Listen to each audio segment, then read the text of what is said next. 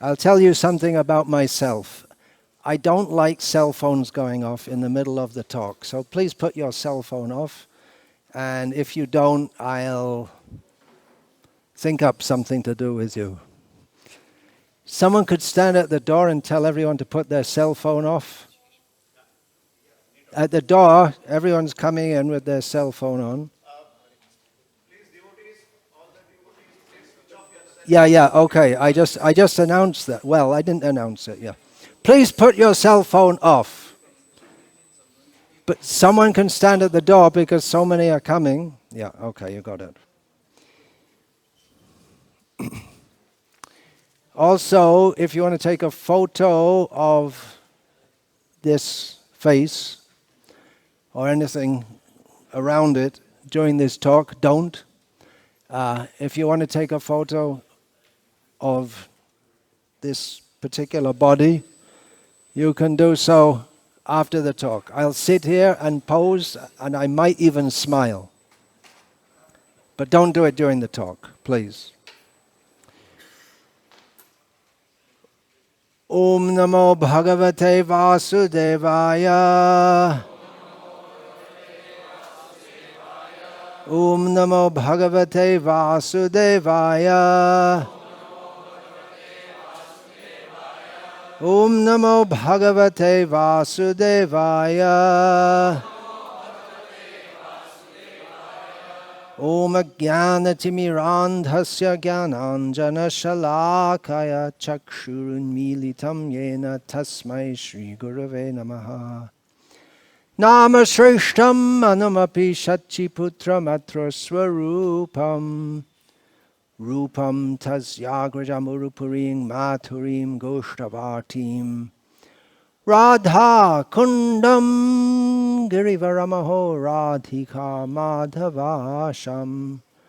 Prapto Yasya Pratita Kripaya Shri Gurum Tam Natosmi.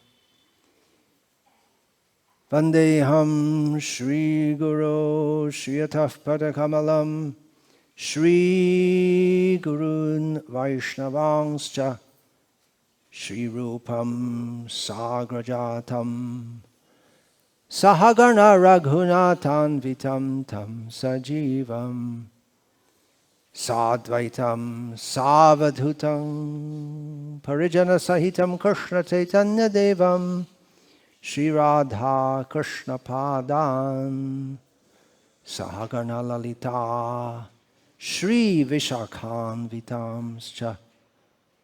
Hare Krishna, Krishna Krishna, Hare Hare. Hare Rama, Rama Rama, Hare Hare. Does it sound okay? It sounds a bit raspy.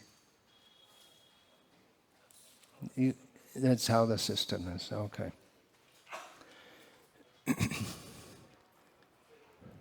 Oh, just while I remember, I have a suggestion.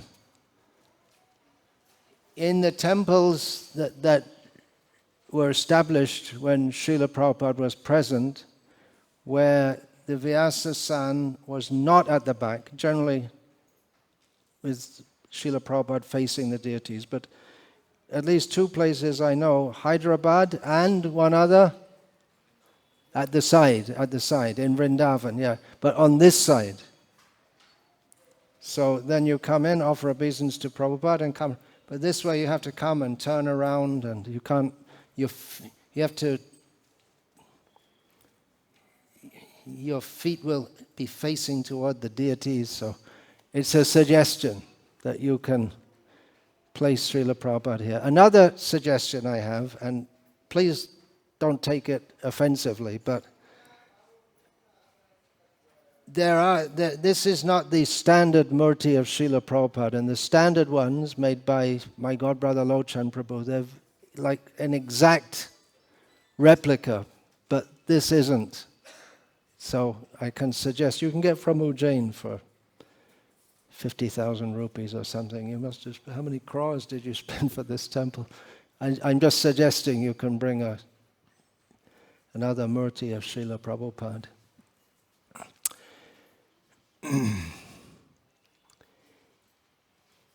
As you know, we're in the beginning of Damodar month, and everyone please turn your phone off. As you know, we're in the beginning of Damodar month, so I thought it appropriate to speak on the topic of the Damodar dalila. Actually, what we generally think of as Damodar dalila, that's only one, isn't it? Because it means Krishna is tied up by ropes by Mother Yashoda. But there's also Krishna being tied up by ropes by the younger gopis. That's not so well known. So I thought it appropriate to speak about this. And I'm going to be speaking on an article which appeared in the Bhakti Godhead magazine a few years ago called Bound by Love by Gauranga Darshan Prabhu, who is a disciple of His Holiness Radhanath Swami and is the dean of the college, of some college at Bhaktivedanta Eco Village just outside Mumbai. And he's written a very it's both very deeply researched from the Bhagavatam and from the commentaries, and also with a lot of feeling. So it's very nice, and I'll speak loosely based on that. I could just read it, but generally when you just read things, people, they don't listen much, and they don't feel as if it's so tasty. So I'll paraphrase it. So, what are we talking about? We're talking about God being tied up, right? God being tied up. Does that make any sense? That's one of Bhakti Vidya Purna Maharaj's famous lines. Does that make sense to you? Does that make sense? God being tied up. Well, first thing is, most people think that God doesn't have any form anyway, so there's no question of tying Him up. The influence of Shankaracharya, what a powerful personality. So powerful. All over the universe, probably. It's just all over India and everywhere. Karnataka is... It's like some atomic, just like the atomic power station, and there's an explosion, and then it radiates all this poisonous nuclear wave. So it's like all the way from the southwest of Karnataka, from Sringeri, and then all throughout Karnataka. You have this, you have the Madhvas down there punching the hell out of them, verbally, but otherwise their influence is very strong. People think God is no form. It's a funny thing. People in the Western countries, they criticize Hinduism for having so many gods, but and so many deities, and especially they make fun of one with an elephant head. But the Hindus don't have any problem because they think, well, there's no form anyway. And what are they praying to? Who are they praying to? It's difficult to understand. Well, we have another difficult thing to understand. God is with form and without form, but mostly important is that He is with form and He's God, which means He's the supreme controller. Everyone bows down to Him, anyone who's got any sense whatsoever, and worship Him to fulfill their desires.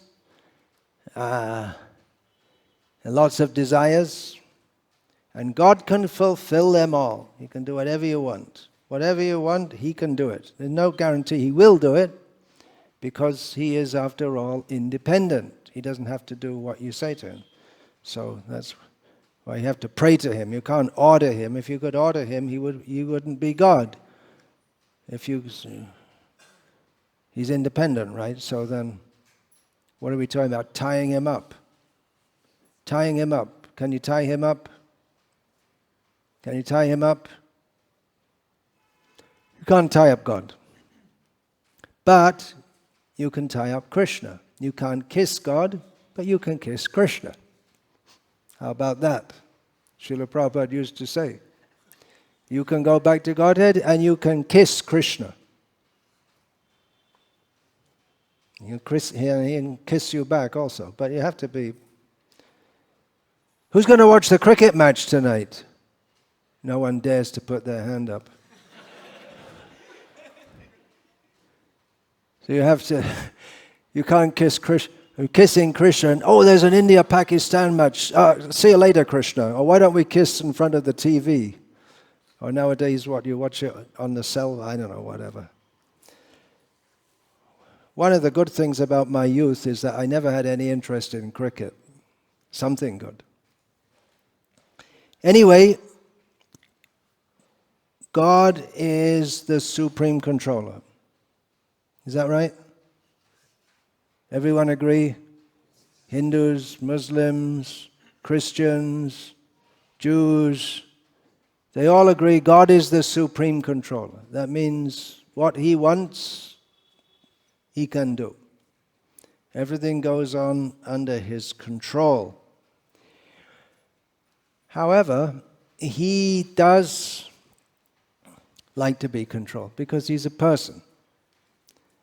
Person means he has feelings. He's the source of everything. If we also say, God is the source of everything, and everyone will agree, Hindus, Christians, I'm not saying Buddhists, Hindus, Christians, Muslims, and Jews, they'll all agree, God is the source of everything, and He's the supreme controller of everything. So He's the source of everything, which means He also has feelings. God is love, people say. So what is love? It's not just some floating in some cloud and feeling love, but it means there is exchange.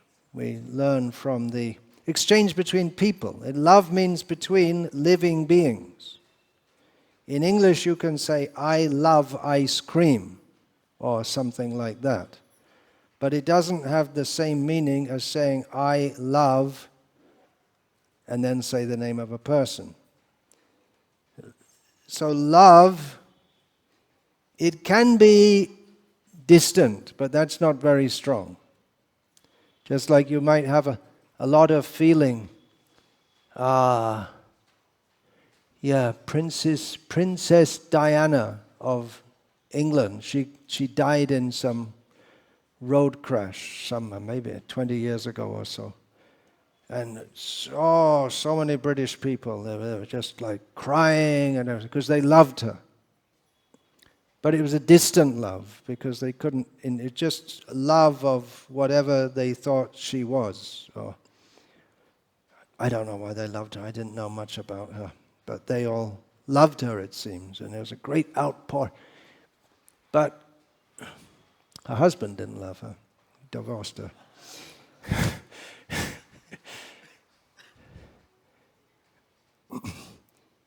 But in the science of love, which is defined by Rupa Goswami in his Bhakti Rasamrita Sindhu, there are levels of love. And there's distant love, where you don't really know someone, but you have a strong feeling for them. And then there's love by service. There's some exchange. Elsewhere, Rupa Goswami in his Upadeshamrita says, I didn't get past the first 3 lines yet. And this could be a long class. So Rupa Goswami also says, what is it that nourishes love? Dadati pratigrihnati guhyamakyati prichati bhungte bhojayate chaiva shadbir bhaktir. Nay, it's not shadbir, it's shadvidha priti lakshanam. You got me wrong there. It was your fault. I don't love you. Sorry. I do love you. You see, in material life you can just change in a second. I don't love you, I do love you. And I don't love you. So the love is nourished by giving something to someone. When they give a gift, you accept it. Talking with them very confidentially, revealing your mind, and they may reveal the other person. The other person will reveal his mind to you. And then feeding someone, and then accepting food from them. And these are 6 basic kinds of exchange which nourish love between devotees and between the Supreme Lord also, because He's the source of love. He's the source of everything. So distant love, then love by service, love in friendship, and then love as a parent, as Srila Prabhupada often pointed out, because his preaching field in the Western countries, in the religious sphere, was dominated by Christianity, in which there's a strong concept of God being the Father. The famous prayer that Jesus taught to God begins with, "Our Father, our Father who art in heaven." Who knows what's the next line? "Hallowed be thy name." You go to a Christian school, is that? Hallowed be thy name. In other words, Jesus told them you should do Sankirtan, but they didn't get it. Thy kingdom come, thy will be done, etc. So they have the very strong concept of God as the Father. But Srila Prabhupada, he said that a more developed concept is to have God as your son. Because actually, especially when the children are very small, then the parents, they serve the children. Like this young boy is presumably your son, is squirming around on your lap, and you're completely happy with that. It's a disturbance, but you don't take it as a disturbance because he's your son. It's a matter of love. And don't mind me saying so, but I doubt if he loves you as much as you love him. Because at that age, the mentality is not so much developed. Later on, they don't appreciate at this age. They're not expected to appreciate. But you have that feeling, it's my son. So, where does that come from, that feeling? It comes from Krishna. And he also likes to be a son. You can have Krishna as your son. And you may not like me saying this also, but generally the mother's love for the child is more than the father's love, especially for the son. And it may be vice versa for the daughter. And all the women are going like this. For me it's theoretical. You know all about it. So Krishna, he also desires that. He also desires, and then a part of the love is scolding the child. That's also part of the love. You have to scold them. And they'll do naughty things. Children are very, very intelligent, actually, in their own way. They know that if they know how to manipulate the parents and do different things and make great excuses.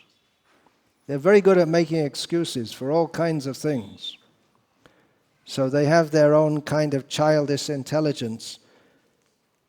But that also gives pleasure to the parent. On one hand, they're, don't talk like that.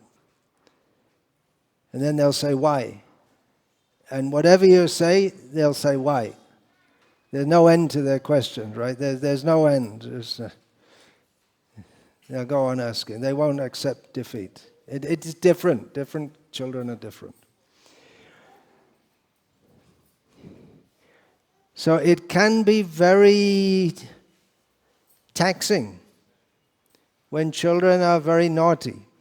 But later on, when the children are grown up, then the parents look back and they laugh and they think, oh, that was so nice. So Krishna, he also enjoys not only being the father of everyone, he's the father of everyone, pitaham asya jagato, mata dhata pitamaha. He's the father, the maintainer, the mother, everything. But he also likes to be the child of his devotees, to enjoy being a naughty boy. Krishna, he's mostly a naughty boy. He's not a good boy.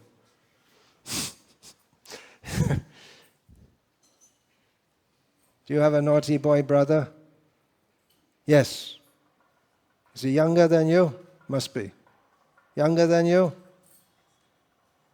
Doesn't understand. So Krishna enjoys that. Being the younger, he is the younger brother also. And Balaram tries to keep him in order sometimes, but sometimes they're partners in crime as they go around stealing so many things. So who can be the mother and father of Krishna? Not anyone, not just anyone. Mother's love is the greatest love, Srila Prabhupada said, in the material world. It's the closest thing to pure love in the material world. But then the love of Mother Yashoda to Krishna is inconceivable. We can get some idea from the reflection in this material world, but it's inconceivable how her love for Krishna is such that he agrees to become her son, which he's the only son also. Well, she also loves Balaram, but Balaram is the son of Rohini. It is most astonishing, and most people won't understand this, especially in the Western countries. First of all, they don't believe in God. If they believe in God, they think he's impersonal, and if they think he's got a form, then they think he's just sitting up somewhere and punishing people, and that's about all he does, not much else.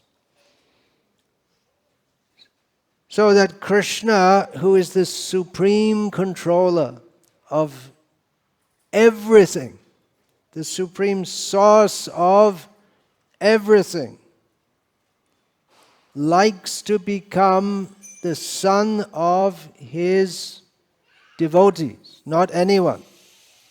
In other words, he comes under the control of his devotees. We have in the Bhagavatam words like bhakta vashyata, the state of being under the control of his devotee. Bhaktairjitatvam, conquered by his devotees. Bhakti badham, that we're singing in the Damodarashtakam. He's tied up, pranaya rasanaya, tied up by the ropes of love. Bhakta paradhina, aham bhakta paradhino. I am under the control of my devotees. That Krishna said to Durvasa Muni, when Durvasa Muni was saying, I'm in a lot of trouble. No one can help me. You're God, you can help me. You can show your God, because no one, even Lord Shiva and Brahma, can help me. He said, sir, I can't help you either. They told you I'm God, but I'm under the control of my devotees. So who's actually supreme? If we say, it's just like people say, that, okay, God is the source of everything, God created everything, who made God?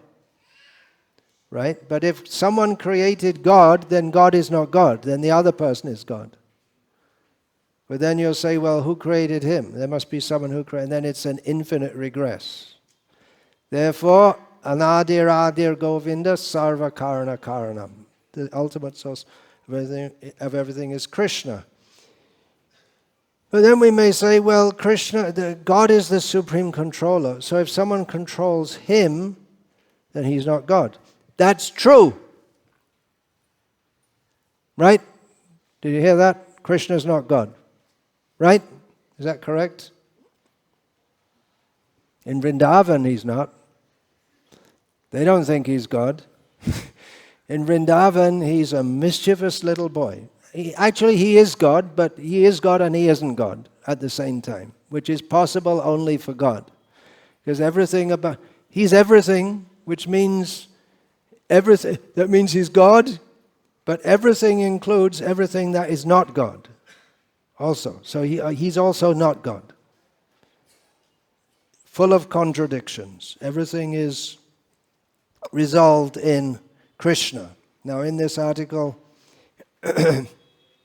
Gauranga Darshan Prabhu quotes from Bhagavatam, the next thing I'm going on to, Srila Prabhupada's translation of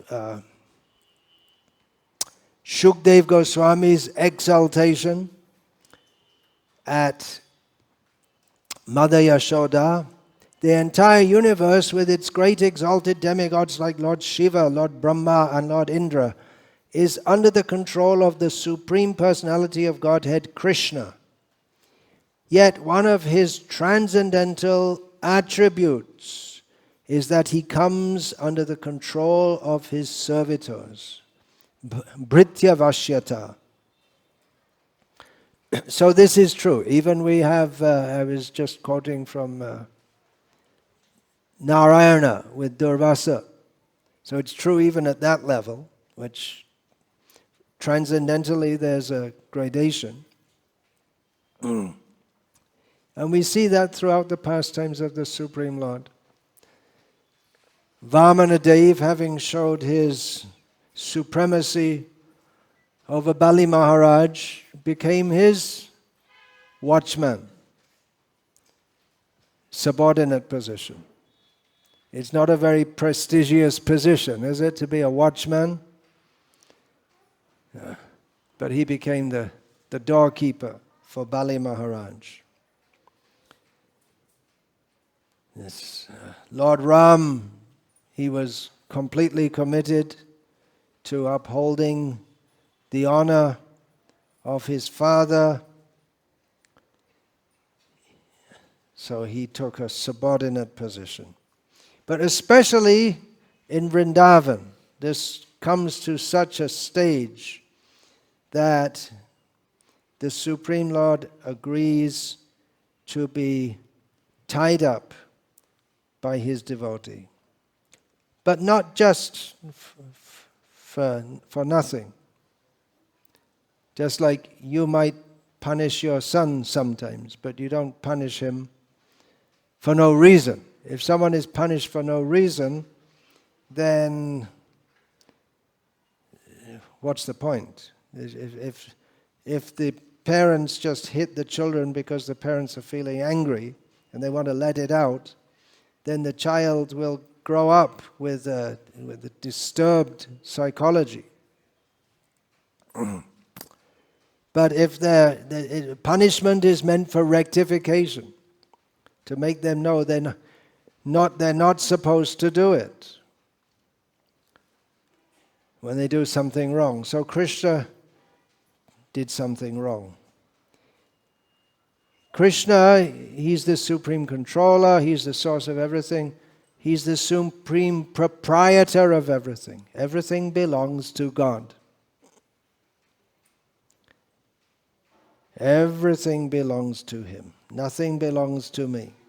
Idam Narayanaya Namama, we say. Actually, we don't need to say it because whether we say it or not, it belongs to him. But we have the mentality of thinking that something belongs to me. Therefore, yajna is required so that we can ritualize what we're supposed to internalize, that I'm offering ghee and grains to him. It's not mine, this is for him. It's not for me. Although mostly people do yajnas with the idea of saying, this is for you, this is for you, this is for you. And by the way, I'm doing this yajna because I want such and such. So therefore we get the idea of nishkam karma yoga. Stop asking for things, just do it because it's your duty, and then go up and up and up and up. And if we get high enough, we may reach Vrindavan. Krishna is the supreme proprietor of unlimited universes. Everything belongs to Krishna. He is served by how many goddesses of fortune? What did it say at the beginning of Brahma Samhita prayers? Lakshmi Sahasrashata Sambrahma Sevamane. He's served by countless goddesses of fortune. The whole world is trying to serve Lakshmi to get something from her, and there are millions of Lakshmis, millions, billions, zillions, whatever, serving him. So even if he, and also in Vrindavan, they're the Kalpavriksha trees. You can get anything you want from them by his grace. He is Atma Rama, he's satisfied in himself. Apta Kama, his desires are all fulfilled. But still there's all facility for fulfilling all his desires because everything belongs to him. But he steals. This is the whole crux of the story. In Vrindavan, he goes to steal butter and yogurt from the houses, neighboring houses. If he did it in his own house, it wouldn't really be considered stealing so much. But to go to someone else's house and stealthily enter in, because once he's done it one time, then they're all afraid and they're on the lookout for him. And they try to lock the doors and hang the butter very high so he can't reach it. And it becomes a nice game for Krishna. How he can enter the house without being seen and steal the butter and yogurt and so many things. And it's very embarrassing to Mother Yashoda.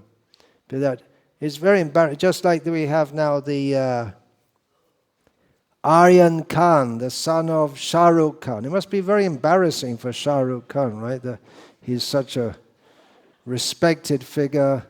There's no need to laugh. It's actually, it must be very, it's a sad thing.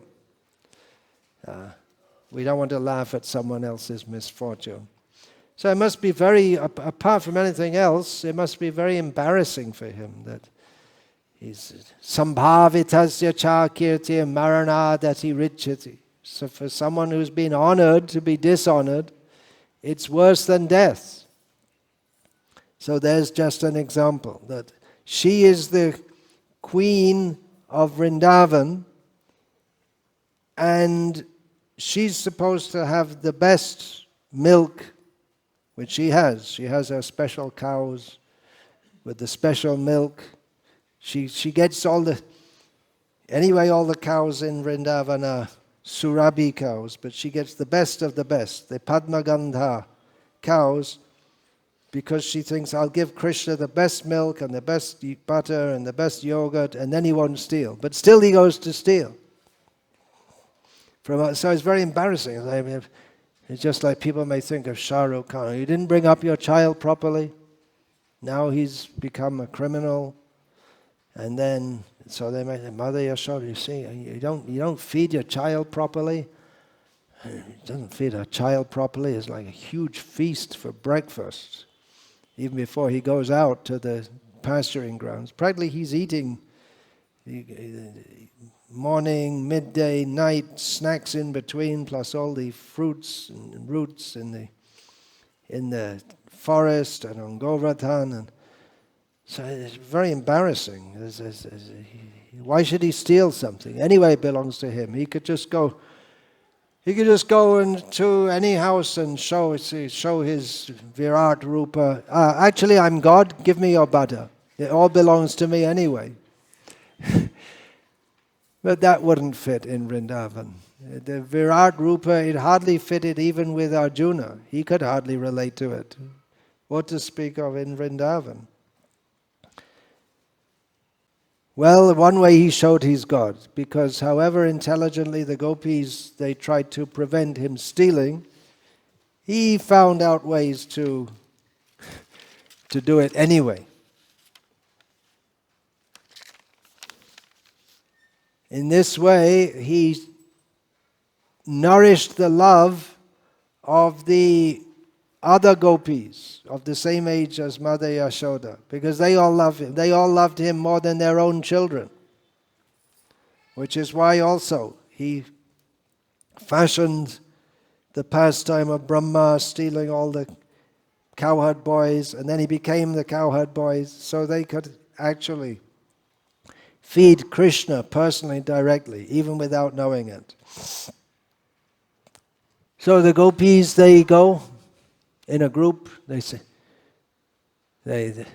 someone comes out of their house and says, "Oh, they say there's milk, and we're making the yogurt, and with great effort, making the butter, and keeping it all, and then this little brat just comes and breaks the pots and steals it and distributes it to the monkeys."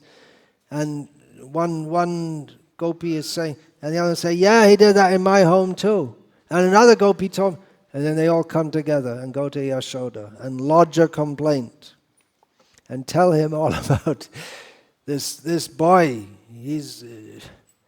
They're all very respectful to Yashoda Ma. She is Queen of Vrindavan. We say Radhe Vrindavaneshwari, but officially it's Yashoda because Nanda Maharaj, so she's Vrajeshwari, Yashoda. So they're very respectful to her, but at the same time they think that this is getting to be too much.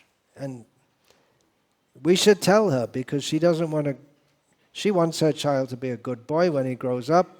So a little bit of tomfoolery is okay, but this is getting to be too much.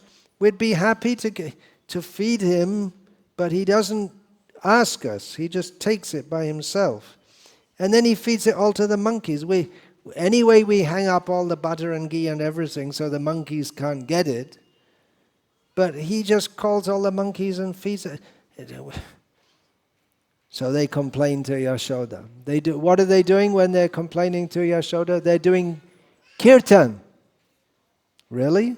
They go in with a Sankirtan party and playing cartels. No, but they're talking Krishna Katha. They're talking about Krishna Lila.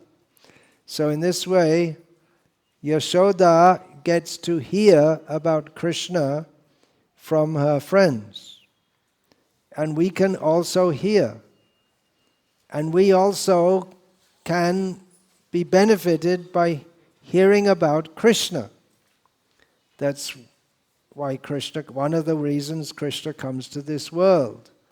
Shrinvanti, Gayanti, Grananti Apikshana, Smaranti, Nandanti, Tavehitang Janaha, etc.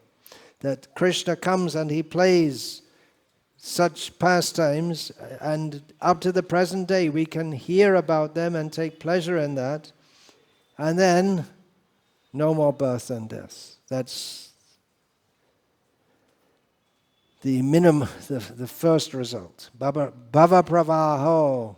What is it? Bhava pravaho paramang. I don't remember it. Ta eva pashyantya chirena tavakam bhava pravaho, and I forget the last words. Bhava pravaho paramam padambujam. Is that right?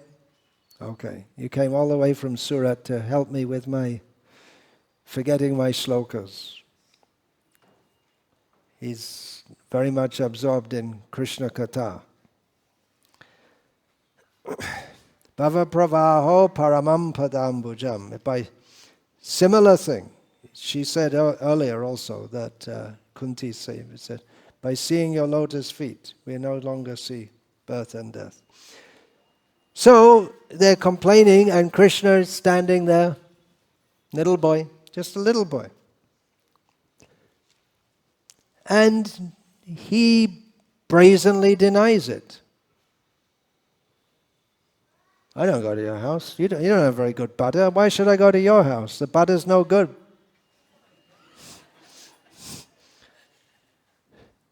So here you have him telling lies. He's the supreme absolute truth. Satyameva Jayate. We have his name, Param Satya. How are we going to preach this to others? God is he's a liar. He's a supreme liar. It's going to be a tough one to preach that to others. Actually, among Hindus you can say it, because in Hinduism people are used to all kinds of things which are not really very logical. Now, I'm not saying that sarcastically. Well, some of the things, just like why they accept Sai Baba, that's really stupid. But then there are other things, in general they don't have a problem. They can be a nuclear scientist and worship Ganesh, and they don't have any problem with that, because that culture is there. That they don't go very deeply philosophically into it, but there's an understanding that, yeah, that's God. We're just ordinary people, and God can do whatever He likes. Anything's possible. So He's the absolute truth, and He lies. But not to everyone. Not to everyone. When He says, Sarvadhaman parityaja mamekam sharanang raja ahang tva savapapebhyo mokshayishyami masuchaha. Surrender to me, giving up all varieties of religion. I will deliver you from all sinful reactions. Do not fear. He's not lying. He's telling the truth. We should know when He's telling the truth and when He's not telling the truth. In Vrindavan, that's why I say, in Vrindavan He's not being God. He is God, but He's not like God. He's God beyond this is what it is. He's God beyond what we conceive of as being God. God means supreme powerful, supreme source of everything, supreme absolute truth, supreme proprietor, supreme loving, supreme loving. That is really the... But we can understand that, right? We can understand. God is the supreme proprietor, the supreme source of everything. You can understand that, right? But then, one thing we have to understand, and Jiva Goswami says this is the entrance into real theism, is to accept His achintya shakti, His inconceivable potencies, His inconceivability. So if we think we can understand, yeah, God, He's the truth, He's the supreme proprietor, yeah, okay, understood. That's why you have that paper there. Learn Bhagavad Gita in 6 days. Really?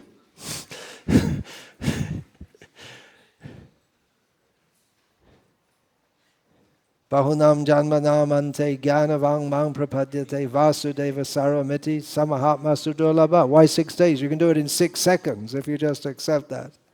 But on the other hand, it can take millions of lifetimes. So if we think, I've understood God, then what does Lord Brahma say about that? Jananta eva janantu kimba hutyana me prabhu manaso vapashava cha vaibhava twamagochara.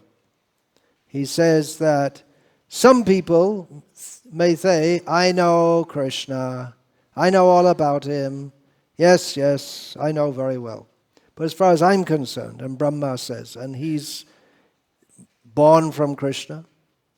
He is the most intelligent person in the universe. Any one of his heads has got more intelligence and more knowledge than anyone else in the universe, and he has 4 heads. And he says, someone may say, I know about Krishna, but as far as I'm concerned, I haven't got a clue. I thought I did, but now I know I don't. So achintya, he is inconceivable. When we accept that he's inconceivable, then we can understand him. To some extent. When we can understand that the absolute truth tells lies, the supreme proprietor steals, the supreme dharma, the person who gives the path of righteous action, he steals, he lies, then we can understand God. But we also understand that his stealing is all good, whereas our stealing is not good. Even if we steal in the name of Krishna, we have to do it in an authorized way. That can be done, but generally it should not be done. Just like if you happen to be overseeing a temple and then you say it was in the name of one trust and then you say it's in the name of another trust and bring it under your control. Just like there's a temple on a hill in Bangalore, that happened. So you can say it's in the name of Krishna, but it has to be authorized. But God doesn't need any authorization. He can do whatever he likes.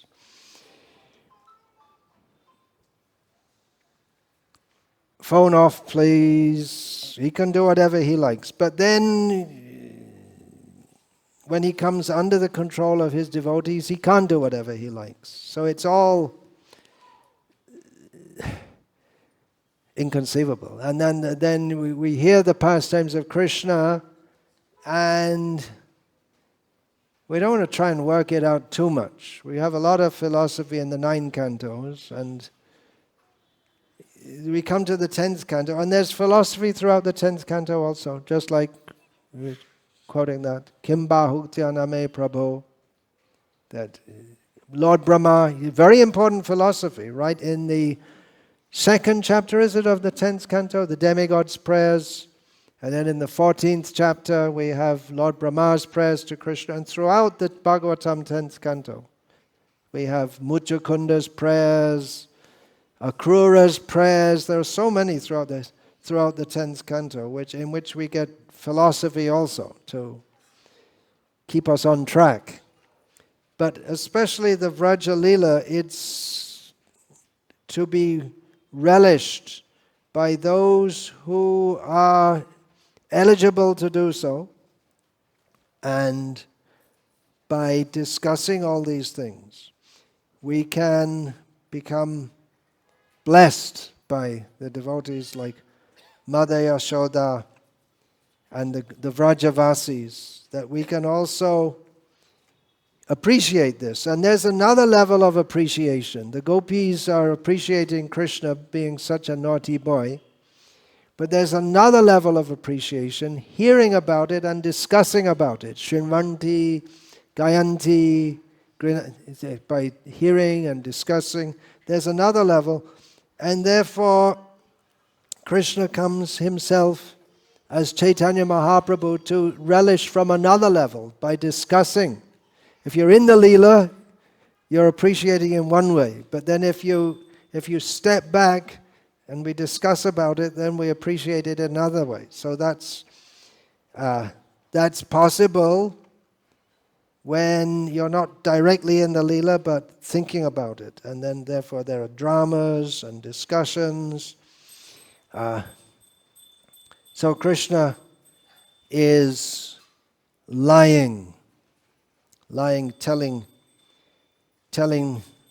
lies and cheating the gopis and tricking them, bewildering them, and doing all the kinds of things, just like we say, oh, this person, he lied to me, he cheated me, he tricked me. And if someone tells you, I say, oh, that's a very bad person. But they love him all the more. for that. That's also inconceivable. He captures their hearts. But actually their hearts are already completely given to Krishna, but he takes it more and more and more. So he lies,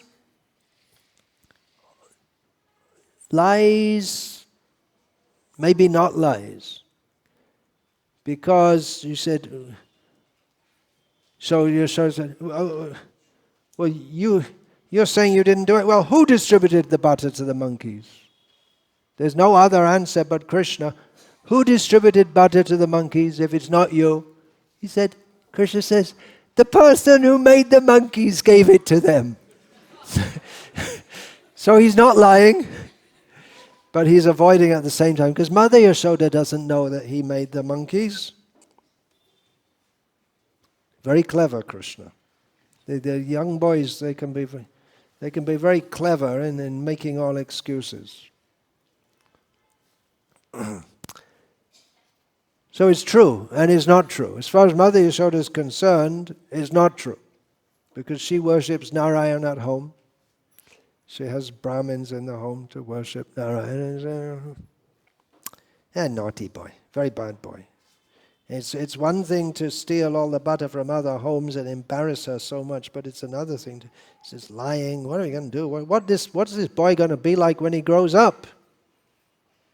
She could have never imagined when he grows up, he'll become the speaker of the Bhagavad Gita, killing so many demons. Well, he was already doing that in Vrindavan.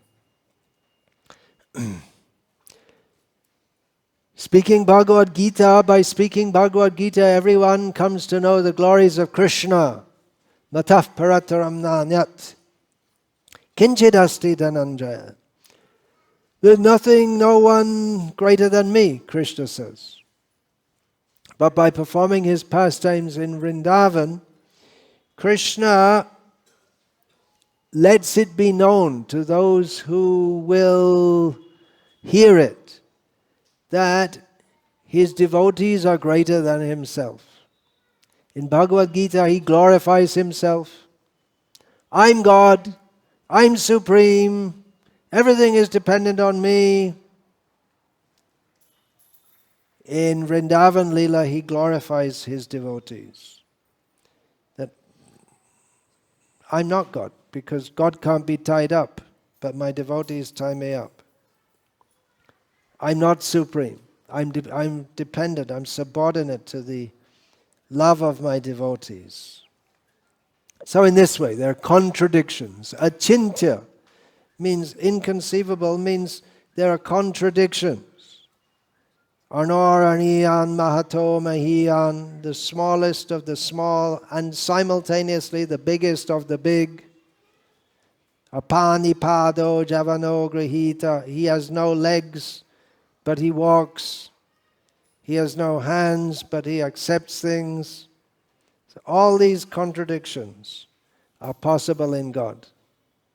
This is more advanced theology than simply saying, he's the supreme controller, the supreme proprietor, supreme source of everything, supreme absolute truth. Yes, we accept all that. But there's another aspect. If we go, what could be higher than that? Yes, yeah, we can go higher also. Another aspect of the Supreme Lord is that although Brahmanas are constantly offering him ghee and grains in the fire of sacrifice, and although at Puri he's fed so much food and so many devotees throughout the universe are always offering him food, but he gets hungry. He's self-satisfied, Atma Rama, but he gets hungry. This happened on the Deepavali day, festival day. This Damodar pastime,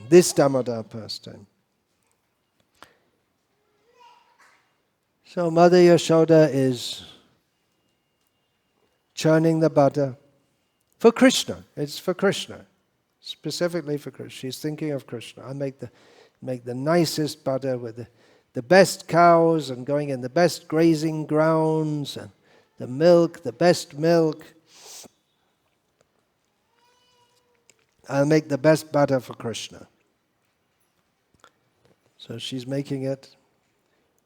But Krishna wakes up from his sleep because he's a young boy. They play very hard and then they can just sleep anywhere, anytime, any place. And then as soon as they get up, they're active again.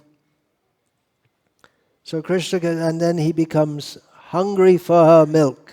He's already eating. So many people are giving him food all the time, all over the universes. But he wants the milk from his mother's breast. And she very happily fed him with milk from her breast. And apparently, for women, that's the highest happiness they can get. Is it? I don't know, but I saw even scientifically they say, that the highest happiness for a woman is to feed her child with her breast milk. And that all is coming down from Yashoda and Krishna and Kaushalya and Rama. So it's all coming down from the spiritual world.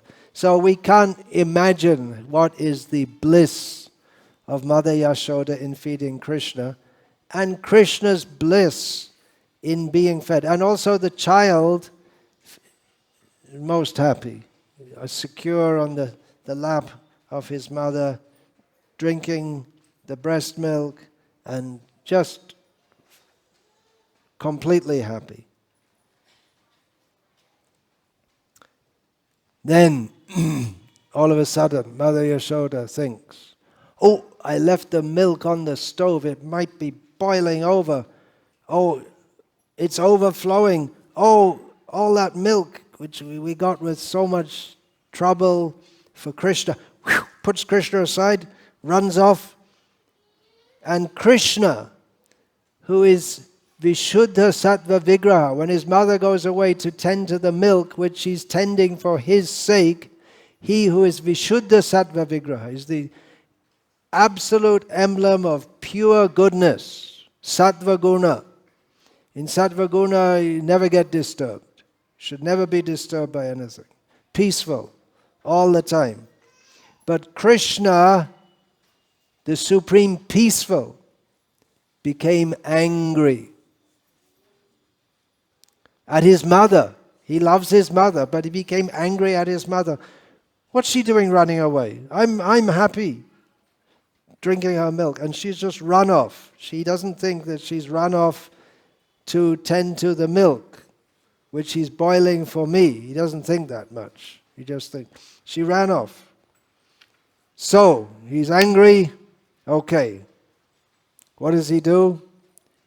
Krishna's old enough and strong enough to have realized how he can disturb his mother and make her upset.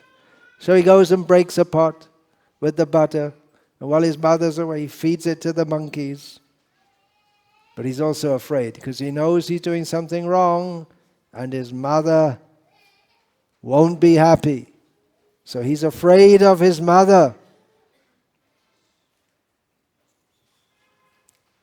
He is fear personified. Fear ultimately comes to God because all power comes from Him. What are we afraid of? Something that can harm us. No one can harm us more than God because He's supremely powerful. But he becomes afraid of Mother Yashoda by his transcendental nature of love. These are all pastimes of love. It's all happening, orchestrated by Krishna's Yogamaya Shakti. So Krishna, he's very intelligent, no doubt. The supreme, he's also the supreme intelligent, right? God is the supreme intelligent. And thieves also have to be very intelligent.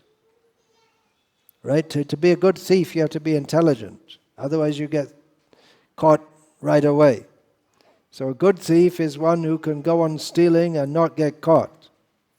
There's a Chaurya Vidya within the Vedic corpus. Not the original Veda, but Chaurya Vidya. There's knowledge of stealing. And there's parampara, where it's just like the potter teaches his son how to make pots, and the barber teaches his son how to shave, and the thief teaches his son how to steal. So it's a whole science of how to do it. You have to be you have to know what you're doing. You have to be very intelligent, because the householders will be trying to thwart you, and there's the local police. Also, so if you can't, it's hard to do the same trick twice. You have to have a good number of tricks how to be a thief. But Krishna, after all, he was a young boy, and his father hadn't trained him. He was just learning by himself how to be a thief. So he left a trail of little footprints in the butter. So Mother Yashoda could easily find him. She's coming with a stick in her hand. There's a very nice picture, BBT picture, of Krishna and Balaram stealing. And they can hear Mother Yashoda is coming. She's got an angry look on her face, and they're looking like, oh, we're caught. We can't get away. But this time Krishna, he ran away. He is fear personified, and even Yamaraj, the Lord of Death, is afraid of him. But he runs away from a village woman. Who's afraid of a village woman? Who cares about village women? The only time anyone cares about them is when the politicians want to get their vote. And then they say, we're going to give you a mixie or something like this. And then otherwise, and afterwards they just forget. Who cares? Village women, we're not concerned about them. But Krishna is afraid of Mother Yashoda. That stick in her hand. He ran away, and he's very fast. Pantastu koti shatavatsa. You can run at the speed of the mind. You won't catch up with Krishna. With that Kala, the Yavana, he was trying to catch Krishna. Krishna's just walking, and the Kala Yavana is running behind him. He can't catch him. Why can't he catch him? Because he can only be caught by love. And therefore, even though Krishna's the fastest, travels much faster than the speed of light, much faster than the speed of mind, but Mother Yashoda could catch him.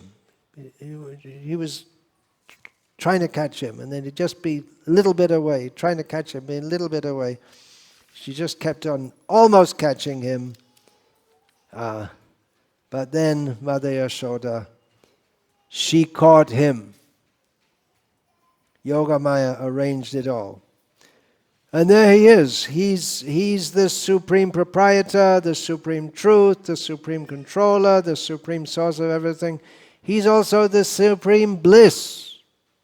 And there he is, crying in fear at his mother's stick and rubbing his eyes to try to make his mother feel as if he's just an innocent little boy, which he's not. He's not an innocent little boy, but he's trying to and then his kajal on his eyes all gets mixed up and smeared up. Usually when he cries, Mother Yashoda will very carefully wipe his eyes so his kajal doesn't get all black all over. His face is already black, but the kajal is a little bit blacker. He's bluish black like a monsoon cloud, but the kajal is very black. So she would wipe it very carefully with her sari end so it doesn't get smeared, but this time it gets smeared all over his face because he's rubbing like this. And he's Muhushwasakampa Chire Kanka Kanta. He's breathing heavily again and again, and then the lines on his throat, they're going up and down like this. Breathing heavily, in fear. In the third canto of Bhagavatam, Kapila Dev says that the great ocean of tears, which is the whole material existence, is a great ocean of tears due to the suffering of the people in this world. But that is dried up by the smile of the Supreme Lord. And here we have the Supreme Lord himself, not smiling but crying in fear. By his breathing, all the universes are manifest from his body. Just peacefully breathing. Now he's breathing in fear. And then the next thing. God means we should pray to him, right? Everyone's praying to him, worshipping him. There's so many prayers in all the different languages. There are so many prayers in Sanskrit, and then in the different regional languages of India, there are prayers to God, and in English and Hebrew, and in every language, people make prayers to God, praising him. And now Mother Yashoda is scolding him. We praise God. God is good. That's the first thing. God is good, right? God is good. Mother Yashoda is scolding him. You're very bad. You are very bad. You're a very naughty boy. Hey. Naughty boy. Hey. Don't make a noise. Your mother will scold you. I'm going to scold you. Naughty boy. See, he's very restless. He can't sit still. He's making a noise. Very restless. Greedy. Bad-tempered. Lying. He loves the monkeys. What a bad boy you are. And then you're a thief, and she's scolding him like anything.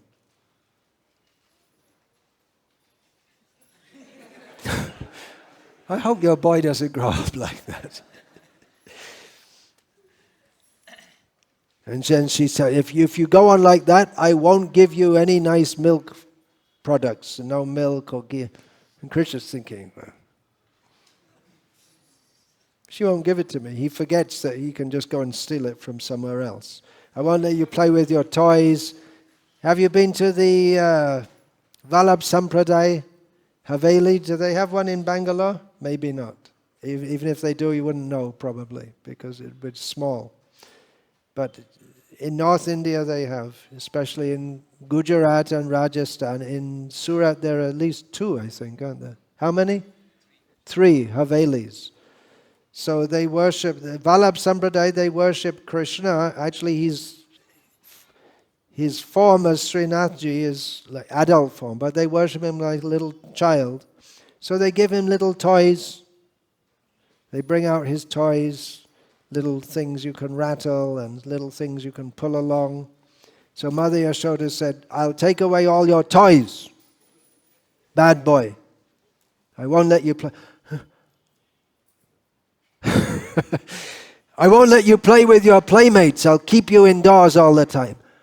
Krishna's saying, this is really serious. They never told me I was going to get punished like this. Oh, really? He's guilty.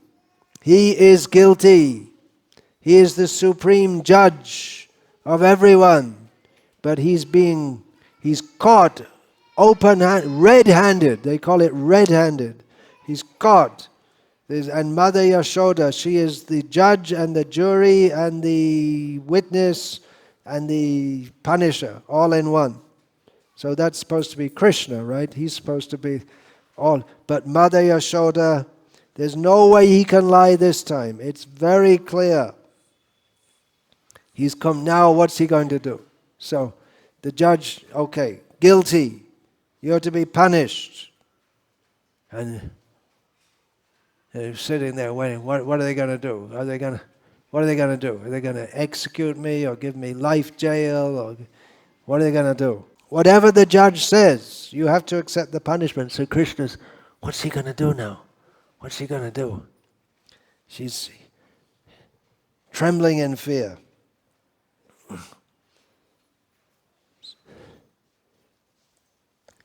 I won't do it anymore. I'll be good. And she, yeah, sure.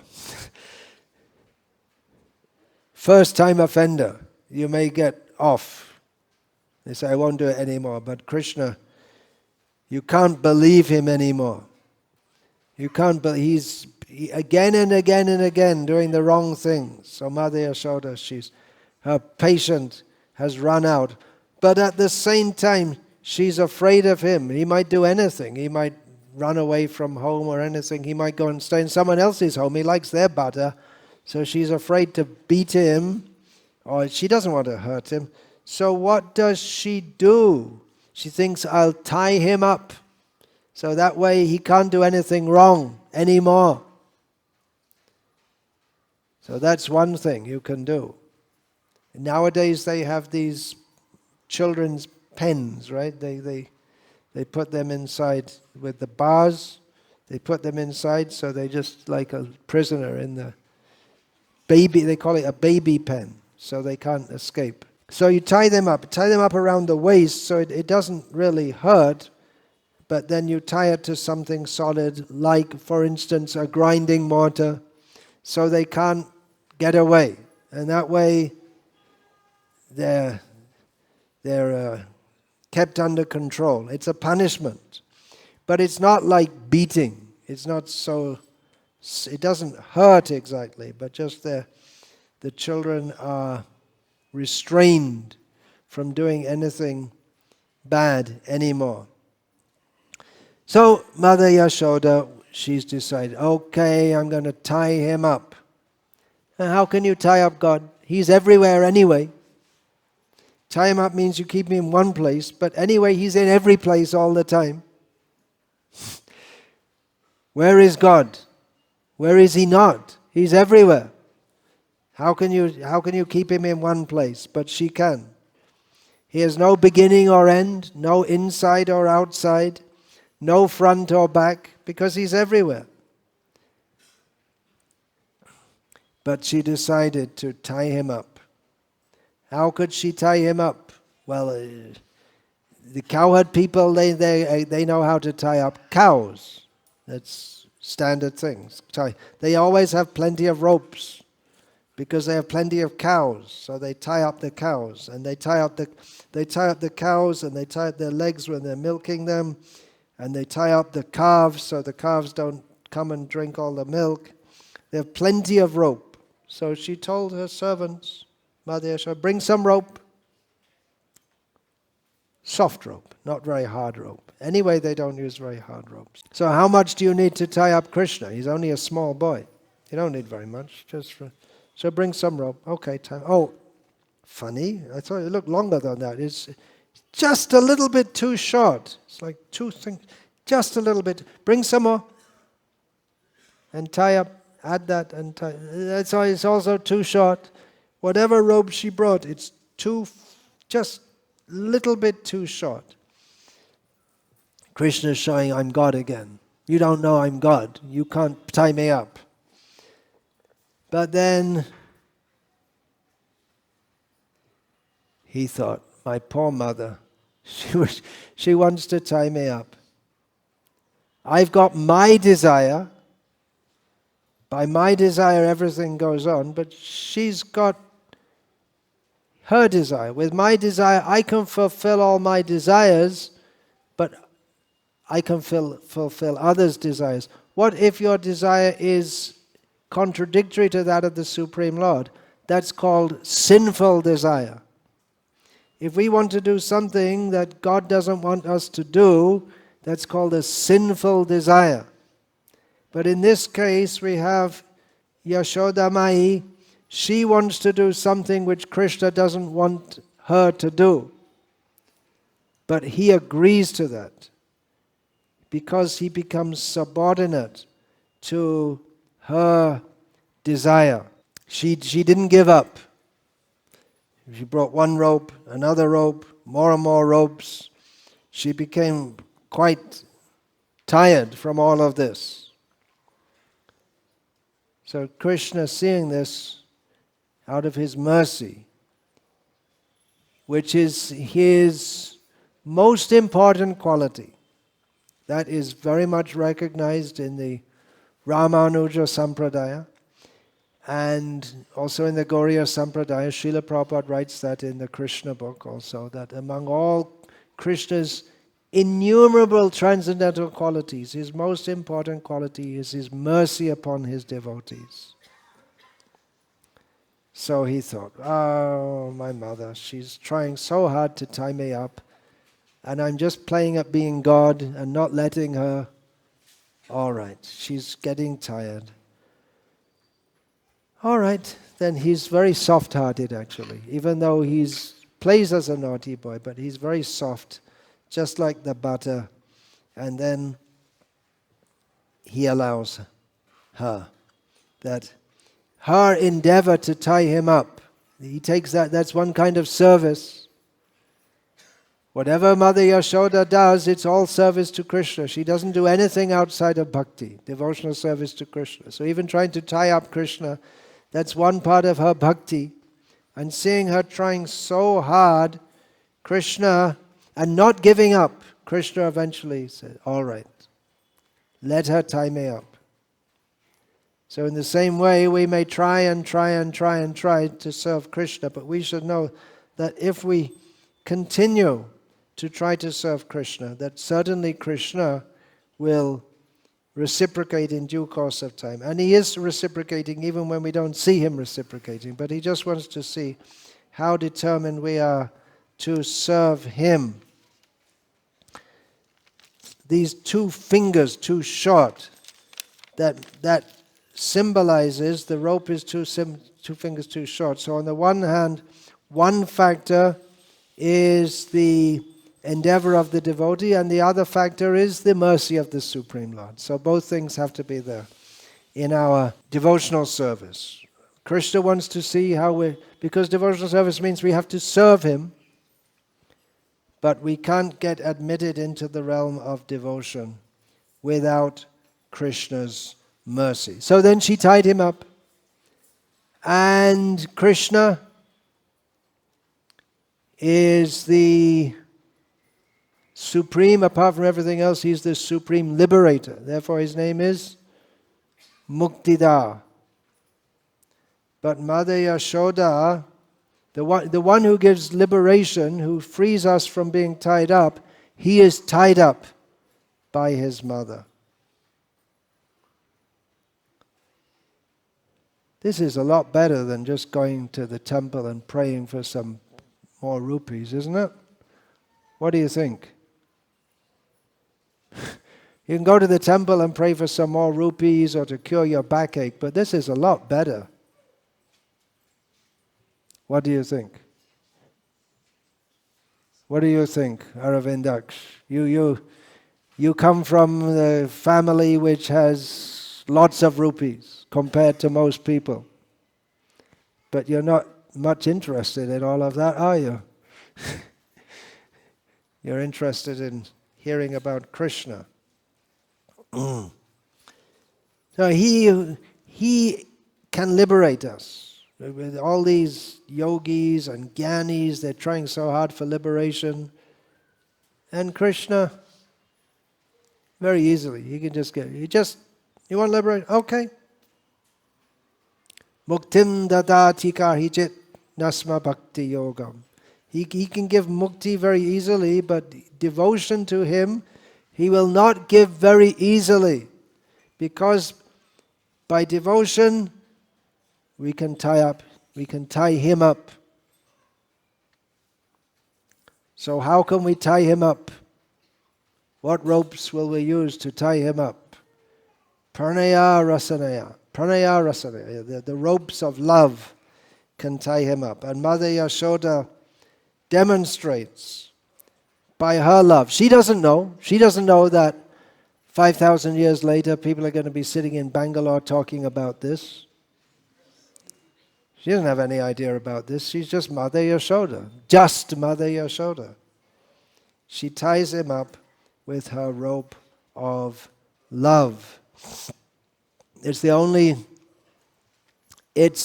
thing that can tie him, and only that kind of love. Completely pure love, with no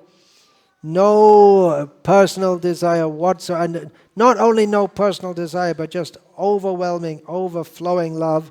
But after all, he is still Mukunda. So even when he's tied up, he goes and liberates Manigriva and Nalakuvara.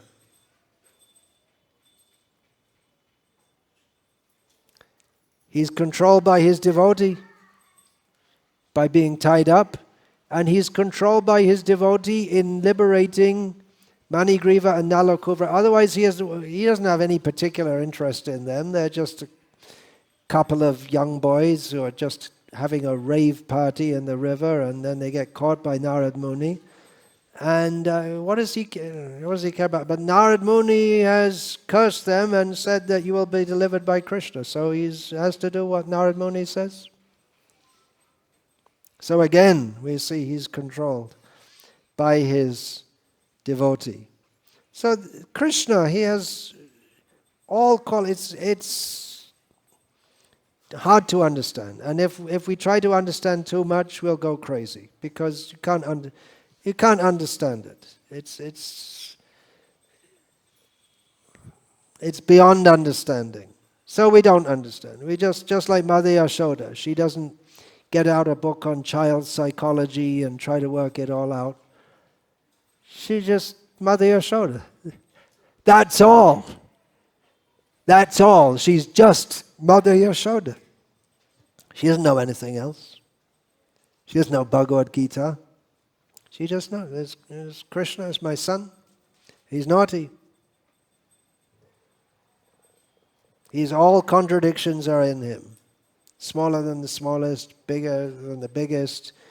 He's within everything, yet he's aloof from everything.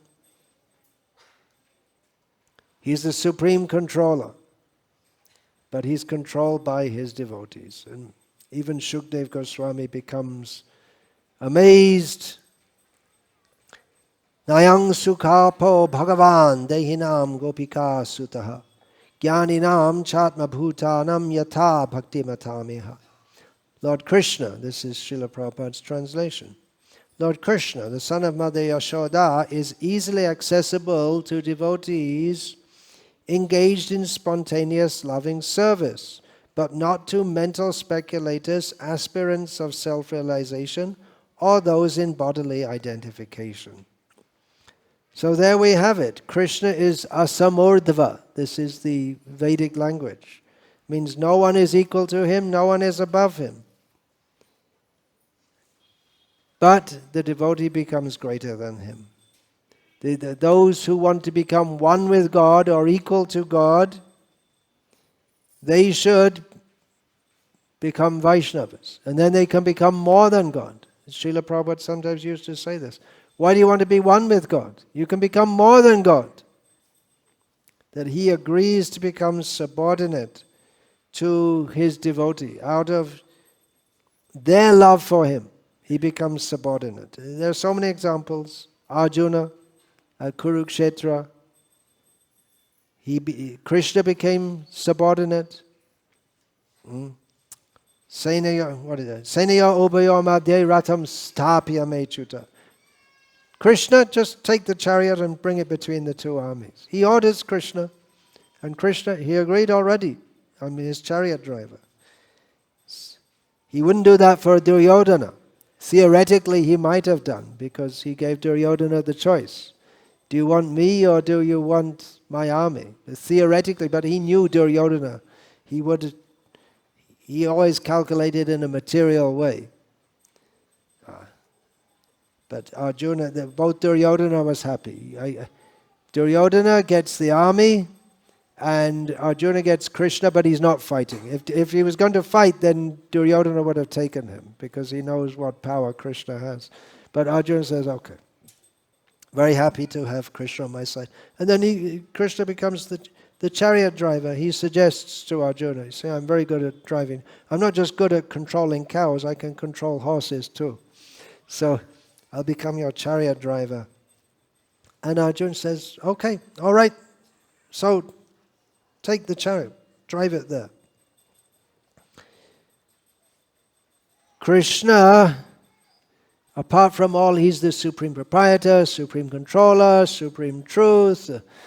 He's also the supreme famous. That's among his 6 main attributes by which he is known as the Supreme Lord.